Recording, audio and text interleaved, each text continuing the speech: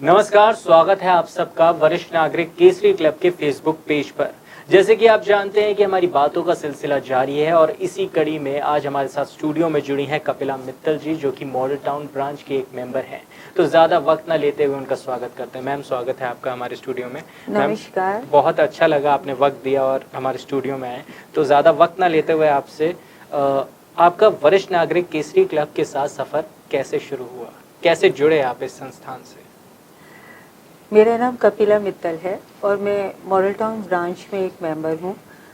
तो आज से कोई 13-14 साल पहले जब मेरे बच्चों की शादी हो गई थी, तो उसके बाद मेरे पास काफ़ी फ्री टाइम होता था, जो मैं चाहती थी कि किसी अच्छे काम में, मीनिंगफुल काम में मैं उसको अपने काम को लगाऊं, टाइम को लगाऊं।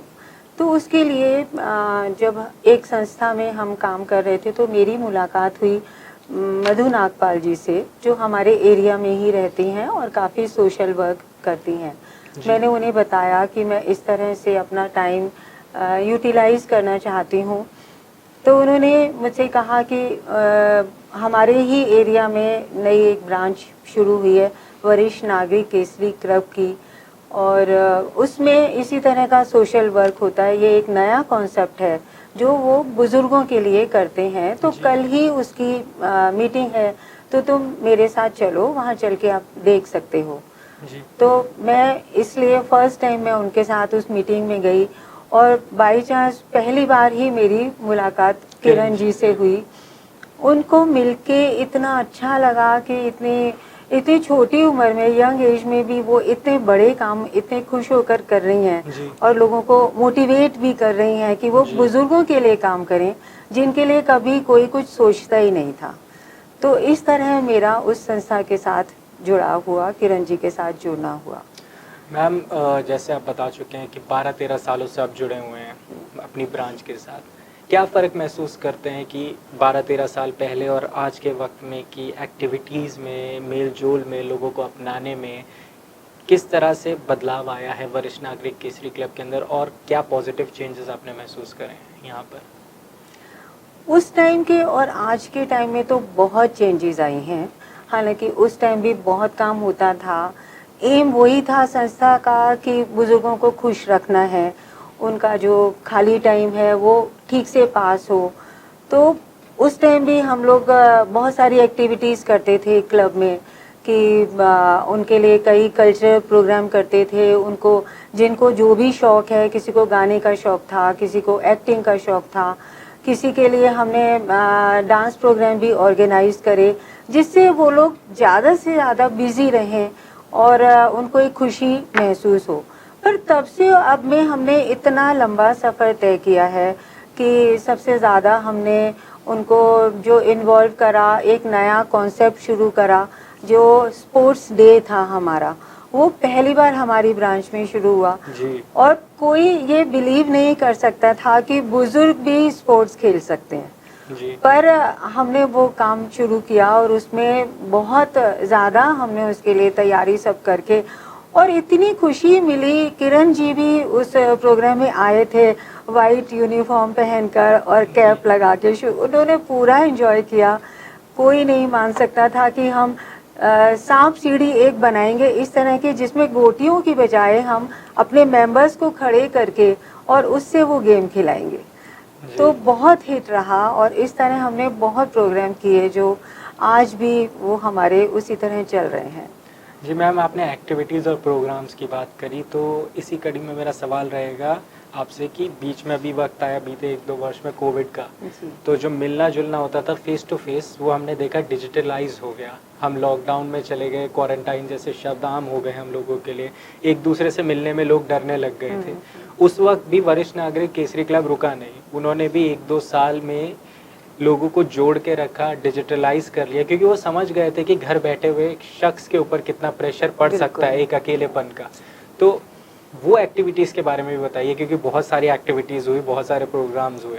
हाँ, ये क्वारंटाइन पीरियड भी हमारी इस संस्था का बहुत अच्छा निकला, हमारे मेंबर्स का, क्योंकि किरण जी ने एक कॉन्सेप्ट शायद शुरू से ही दिया कि इस टाइम में हमारे मेंबर्स किसी तरह से भी मेंटल डिप्रेशन में ना आ जाएं, खाली बैठ के तो उसके लिए उन्होंने एक के बाद एक इतने सारे नए नए टारगेट दिए लोगों को कि आप आज इस चीज़ में पार्टिसिपेट करें, कल उसमें करें, कुछ नया नया करते रहो कि आप हमेशा उस चीज़ में इन्वॉल्व रहोगे। और सच में हम लोग सब उसमें इतने इन्वॉल्व रहे कि कभी आप जो हमने पहले कभी नहीं किया था कि डांस कंपटीशन हो रहे हैं, जो कि मैंने तो कभी नहीं किया था, मन में इच्छा ज़रूर थी कि मैं भी कभी डांस करूं, लेकिन इस क्लब ने आकर मुझे गणेश वंदना में और सूफी डांस में पार्टिसिपेट करना सिखाया। उसी को हमने यूटिलाइज किया क्वारंटाइन पीरियड में। जब डांस कंपटीशन हुए तो मैंने पहली बार एक डांस कंपटीशन के लिए इंडिविजुअल वीडियो बनाई। अच्छा जी। और उसके अलावा और भी बहुत सारे टारगेट थे कि हंसो और हंसाओ, एक उन्होंने टारगेट दिया तो हमने उसमें पार्टिसिपेट करा और उसमें हमें फर्स्ट प्राइज मिला। जी, तो और बहुत अच्छी बात है। खुशी हुई कि इस एज में भी जो प्राइज मिलने की खुशी होती है बच्चों की तरह, तो जो हमने महसूस की, जी। तो मुझे लगता है कि बाकी सारे मेंबर्स ने भी उसको उसी खूब तरह से एंजॉय enjoy किया, किया खूब होगा। एंजॉय किया उसको। तो जब आप ऐसी एक्टिविटीज करते हैं तो फैमिली सपोर्ट कैसा रहता है? पूरी फैमिली आपकी हेल्प करती है इस चीज़ में कि बच्चे हेल्प करते हैं, पोते हेल्प करते हैं आपके पोता? हाँ, मेरे 2 बेटे हैं और 4 ग्रैंड चिल्ड्रन हैं। जी। और हालांकि वो हमेशा अपनी ही एक्टिविटीज़ में और बिजी रहते थे, जी। पर उस दौरान जबकि मुझे पार्टिसिपेट करना होता था तो उनके साथ मेरी इंटरेक्शन काफ़ी रही, क्योंकि उन्हीं से मैं सीखती थी कि अब मुझे वीडियो बनानी है तो थोड़े दिन पहले से उसकी प्रैक्टिस करनी मैं शुरू करती थी। तो वो मेरी वीडियोस बनाते थे छोटी, फिर वो बताते थे कि नहीं दादी इसमें ये खराबी है, आप इसको इम्प्रूव करो। तो उस हिसाब से परिवार का एक जुड़ाव हुआ और उनका मेरे साथ पार्टिसिपेशन और बातचीत का माहौल बहुत अच्छा बना। तो मुझे लगता है ये भी एक मौका मिला परिवार के साथ जुड़ने का। जब हम फैमिली सपोर्ट की बात कर रहे हैं, बहुत सारे ऐसे मेंबर्स भी आपने देखे होंगे जो यहाँ आते हैं जो अनप्रिविलेज वंस होते हैं, जिनकी फैमिली उनको सपोर्ट नहीं करती, कई वरिष्ठ लोगों को अलग कर दिया जाता है। तो एक सवाल बनता है कि एक जनरेशन गैप हम सुनते रहते हैं, अक्सर बच्चे बोल देते हैं कि आप क्या समझोगे आप में, तो आप क्या मानते हैं जनरेशन गैप कभी ख़त्म हो सकता है या नहीं हो सकता है, या अगर हो सकता है तो किस तरह से हो सकता है? एक आपका एक्सपीरियंस क्या कहता है? जनरेशन गैप तो था, पहले भी था और आज भी है। पहले हम उस जनरेशन गैप को कम करने की कोशिश नहीं करते थे। हमारे माइंड पे रिस्पेक्ट होता था या प्रेशर रहता था कि नहीं बच्चे नहीं मानेंगे, या बच्चों को रहता था कि नहीं ये तो बुजुर्ग हैं, ये इनकी सोच इसी तरह की है। लेकिन इस तरह की जो संस्थाओं में हमने आना शुरू किया तो ये एक बहुत बड़ा हमको उसके लिए मौका मिला इस चीज़ को समझने का कि जो जनरेशन गैप है एक्चुअली वो गैप नहीं है, सिर्फ हमारे विचारों का फ़र्क है। और अगर हम अपने आप को बच्चों के विचारों के साथ एडजस्ट कर लें और उन्हें भी सिखाएं, तो ये तो एक बहुत बड़ा एक मंच था जो किरण जी ने हम सबको सीखने का मौका दिया। कि हमने उस टाइम यहाँ आने के बाद सोचा कि हम अपने पेरेंट्स के साथ किस तरह से छोटी छोटी बातों को लेके इरिटेट होते थे, पर आज हमें नहीं होना। हम उन चीज़ों को अपने आप के अंदर सुधारते हैं और बच्चों के साथ एडजस्ट होना सीखते हैं। तो वो जनरेशन गैप जो था उसका इफ़ेक्ट थोड़ा अच्छा ही रहा, इतना पहले की तरह से वो नहीं रहा कि हम उसको नहीं सुधार सकते, ऐसा नहीं है जी। वरिष्ठ नागरिक केसरी क्लब एक्टिविटीज़ भी कराता है और टूर्स पर भी ले जाता है। आप गए हैं टूर्स पे, इंटरनेशनल ट्रिप्स किए हैं आपने? मैं इंटरनेशनल टूर पर तो नहीं गई क्योंकि मैं ऑलरेडी वो दोनों जगह गई हुई थी। अच्छा, आपने विजिट किया तो पर हमारी ब्रांच से बहुत सारे लोग गए जिसमें हमारे ब्रांच हेड्स भी थे। पर उस टाइम का एक एक्सपीरियंस बहुत अच्छा है मुझे कि मैं उस टूर में तो नहीं जा पाई, लेकिन जो मेंबर्स हमारे नहीं गए थे तो वो कई बार बहुत मायूस होने लगे कि हम नहीं गए और अब हम फ्री हो गए, अब हम क्या करें, वो तो एंजॉय कर रहे हैं, हमने नहीं किया।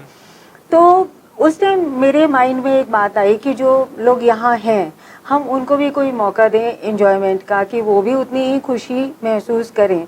तो हमने पिक्चर हॉल पर पिक्चर देखने का प्रोग्राम बनाया और जब हमने अपने मेंबर्स को बताया कि चलो हम भी पिक्चर देखकर आते हैं हॉल पर, तो ये कई मेंबर्स के लिए बहुत एक नई बात थी।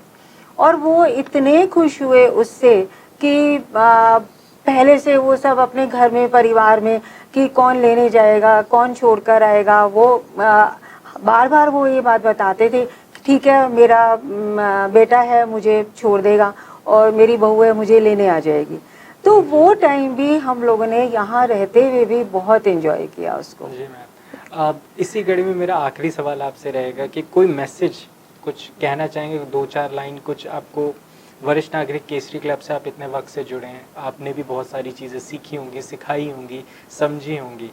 ये जो संस्था है ये लोगों को हमेशा मदद करने में विश्वास रखती है, हमेशा हर चीज़ निःशुल्क देती है। पर आपका एक एक्सपीरियंस हम जानना चाहेंगे, एक मैसेज जो हमारी ऑडियंस के लिए रहेगा कि आपके थ्रू जाए, जो देख रहे हैं घर बैठकर, कि आपका एक्सपीरियंस कैसा है और जो जुड़ना चाहते हैं तो वो क्यों जुड़े इस क्लब से, मतलब एक पॉजिटिव मैसेज आपका क्या रह सकता है?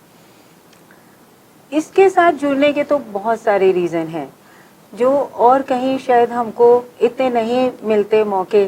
जैसा कि अभी लेटेस्ट मेरा डॉग माय डॉग का जो एक नया कॉन्सेप्ट दिया है तो वो बहुत अच्छा है। आप घर बैठे कभी भी अपनी सेहत के बारे में किसी भी डॉक्टर के साथ बातचीत कर सकते हैं, ऑनलाइन आप कंसल्ट कर सकते हैं फ्री ऑफ कॉस्ट। पर उसके साथ जो हमें इस संस्था ने सिखाया कि आपको मर्यादा में रहकर जीना आना चाहिए, कि वो मर्यादा बच्चों के लिए तो है ही पर हमारे लिए भी बहुत ज़रूरी है कि हम अपने घर में रह के किस तरह मर्यादा में बच्चों के साथ डील करें। उसके बारे में मेरे को तो एक ही बात दिमाग में आती है जो मैंने शायद कहीं पढ़ी भी थी कि पुराने पेड़ों के साए में बैठो, साया खूब मिलेगा, लेकिन बुजुर्गों के साथ अगर बैठो, कुछ पल बैठो तो तजुर्बा भी खूब मिलेगा। तो ये हमारी इस संस्था का एक बहुत बड़ा काम है जो हमें बुजुर्गों के साथ बैठ के और उनके तजुर्बे से सीखने का मौका मिलता है। जी मैम, बहुत अच्छा लगा कि आप यहाँ आए, अपना वक्त हमें दिया और आप वरिष्ठ नागरिक केसरी क्लब से इतने वक्त से जुड़े हैं। हम यही प्रार्थना करेंगे आप यूँ ही मुस्कुराते रहें, यूँ ही जुड़े रहें और ऐसे ही जब भी हमें ज़रूरत पड़े ऐसे एक्सपीरियंस को जानने की आप यूँ ही आते रहें। धन्यवाद मैम, आप यहाँ आए। Thank you so much.